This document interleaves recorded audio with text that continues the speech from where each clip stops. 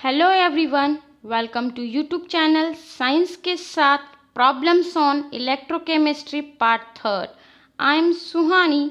So in this video I will teach you problems on Gibbs energy and equilibrium constant. So let's start today's video. First question is calculate standard Gibbs energy change and equilibrium constant at 25 degrees Celsius for the cell reaction.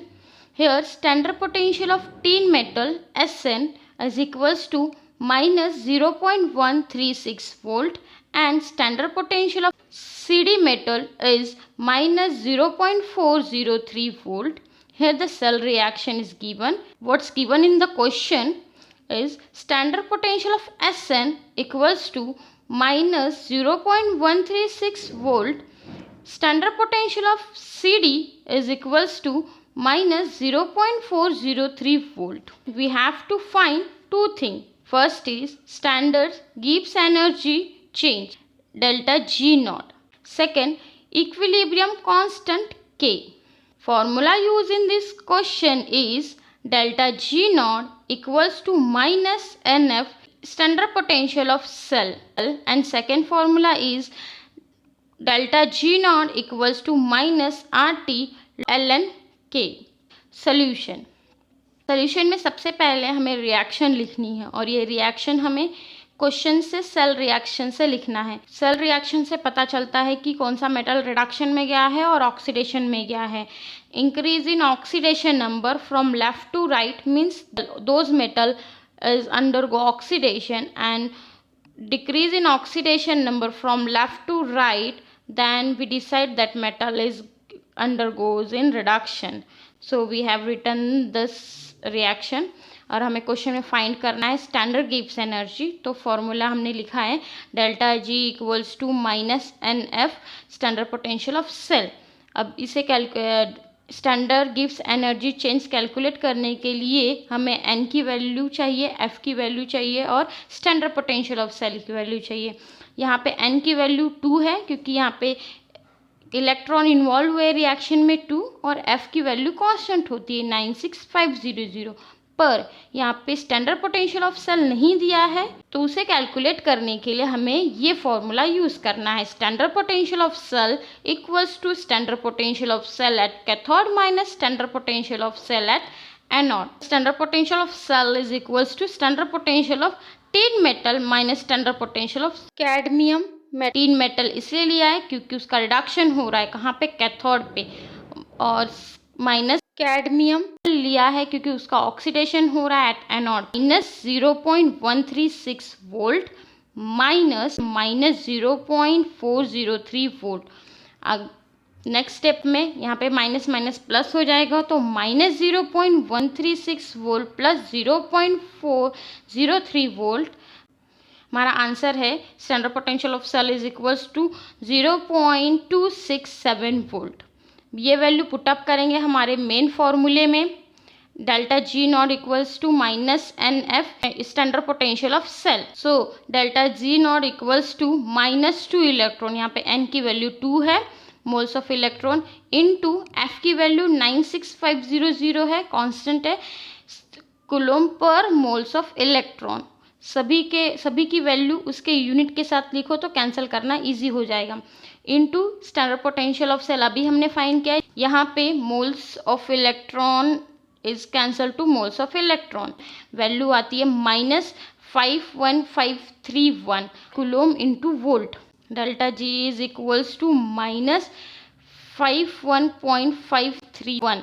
यहाँ पे kilo joule है, kilo में convert करने के लिए हमने divide किया है 1000 से. सो सेकेंड हमें क्या फाइंड करना है टू कैलकुलेट इक्विलिब्रियम कांस्टेंट. उसके लिए फॉर्मूला हमें कौन सा यूज़ करना है, delta G not equals to minus R T L N K. यहाँ पे हम डेल्टा जी की वैल्यू पुट करते जो हमने फाइंड की है, यहाँ पे आर गैस कांस्टेंट की वैल्यू पुट करते, डायरेक्टली टी की वैल्यू पुट करते तो हमें इक्विलिब्रियम कांस्टेंट की वैल्यू मिल जाती. पर हम दूसरे तरीके से सॉल्व करेंगे, जहाँ पे अगर डेल्टा जी की वैल्यू नहीं दी हो क्वेश्चन में तो हम कैसे निकालेंगे। तो हम दूसरे स्टेप से इक्विलिब्रियम कांस्टेंट की वैल्यू निकालेंगे। तो डेल्टा जी का दूसरा फॉर्मूला है, उसकी वैल्यू मैंने पुटअप की है। Delta G is equals to minus N F standard potential of cell and right hand side same लिखना है। नेक्स्ट स्टेप में माइनस माइनस कैंसिल हो जाएगा और एन एफ डिवाइड में चला जाएगा और ln को log to the base 10 convert करने के लिए मल्टीप्लाई करते हैं 2.303 से। और हमें पता है कि नर्स इक्वेशन में 2.303 RT अपॉन F एक कांस्टेंट वैल्यू है, जिसकी वैल्यू है 0.0592। पता है कि n की वैल्यू 2 है, इसीलिए हमने 2 से डिवाइड किया है। और नेक्स्ट स्टेप में क्योंकि हमें k की वैल्यू इक्विलिब्रियम कांस्टेंट k की वैल्यू फाइंड करनी है, नेक्स्ट स्टेप में हम लोग स्टैंडर्ड पोटेंशियल ऑफ सेल की वैल्यू पुट करेंगे, जो हमने अभी क्वेश्चन में निकाला है 0.267। नेक्स्ट स्टेप में ये 2 वहाँ पे जाके इनटू हो जाएगा, तो ये वैल्यू आएगी। फिर नेक्स्ट स्टेप में हमें इक्विलिब्रियम कांस्टेंट के फाइंड करना है, तो जो भी वैल्यू है ये डिवाइड में चला जाएगा। इनका डिवाइड करने के बाद आंसर आता है 9.020। लॉग हटाने के लिए हमें एंटी लॉग लेना पड़ेगा, तो उस वैल्यू का एंटी लॉग लेंगे तो हमें हमारी के की वैल्यू आ जाएगी। K is equals to 1.05 into 10⁻⁹।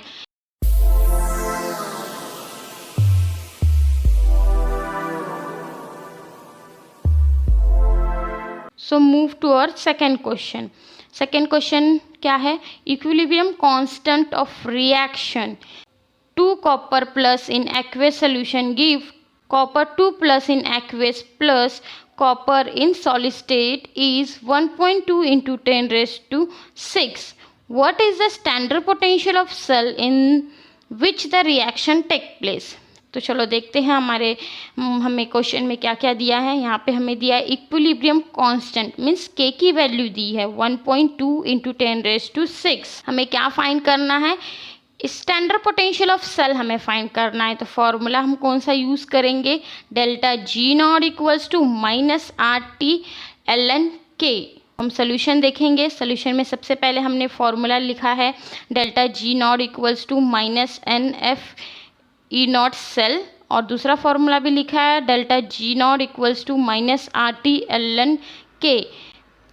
पहला वाला फॉर्मूला यूज़ करके हम आंसर नहीं ला सकते, मतलब कैलकुलेट नहीं कर सकते standard potential of cell, because हमें क्वेश्चन में के वैल्यू दी है। सेकेंड फॉर्मूले में हमारे फॉर्मूले में के है पर स्टैंडर्ड पोटेंशियल नहीं है, तो इसको कन्वर्ट कैसे करते हैं वो हम फर्दर देखेंगे। पता है कि डेल्टा जी नॉट हम ऐसे भी लिख सकते हैं minus NF standard potential of cell equals to minus RT ln K।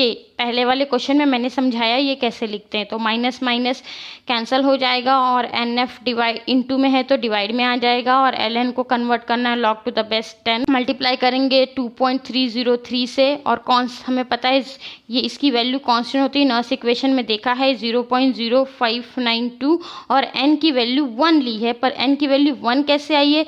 क्योंकि यहाँ पे 2 कॉपर प्लस कन्वर्ट हो रहा है कॉपर में, तो कितने इलेक्ट्रॉन हमें लगेंगे? 1 इलेक्ट्रॉन लगेगा कन्वर्ट होने के लिए 2 कॉपर प्लस कन्वर्ट होने के लिए कॉपर सॉलिड में, तो इसीलिए n की वैल्यू 1 है। और पुट करना है k की वैल्यू, क्योंकि k की वैल्यू क्वेश्चन में दिया है। तो k की वैल्यू क्या है? log to the base 10 1.2 into 10⁻⁶। इस वैल्यू का log लेंगे नेक्स्ट स्टेप में, तो हम log लिया है तो हमारा वैल्यू क्या है? 6.079। इन दोनों का इंटू करेंगे 0.0592 इंटू 6.079, तो हम आंसर आएगा 0.36 वोल्ट। तो स्टैंडर्ड पोटेंशियल ऑफ सेल क्या आया है हमारा? 0.36 वोल्ट।